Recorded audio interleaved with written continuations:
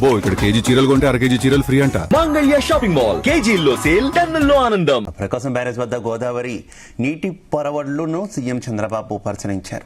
పట్టిసీమ ద్వారా కృష్ణమ్మకు వస్తున్న గోదావరి నీటిని ముఖ్యమంత్రి తిలకించారు. విజయవాడలో ప్రపంచ ఆదివాసీ దినోత్సవంలో పాల్గొని తిరిగి నివాసానికి వెళుతున్న సమయంలో బ్యారేజ్పై కొద్దిసేపు తన వాహన కాన్వాయ్ నిలిపారు. గోదావరి నీటితో నిండుకుండలా ఉన్న బ్యారేజ్ను పరిశీలించారు. పట్టిసీమ ద్వారా ఈ సీజన్లో ఇప్పటివరకు 17.52 టీఎంసీల నీటిని కృష్ణానదికి తరలించినట్టు అధికారులు వివరించారు.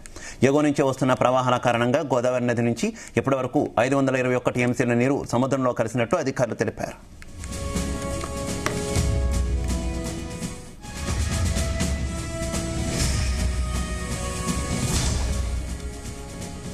పట్టిసీమ ప్రాజెక్టు ద్వారా సమృద్ధిగా గోదావరి జలాలు వస్తున్న నేపథ్యంలో ప్రకాశం బ్యారేజీ దిగువన వివిధ కాలువల ద్వారా డెల్టాలోని పంటలకు నీటిని విడుదల చేస్తున్నామని సీఎం అన్నారు.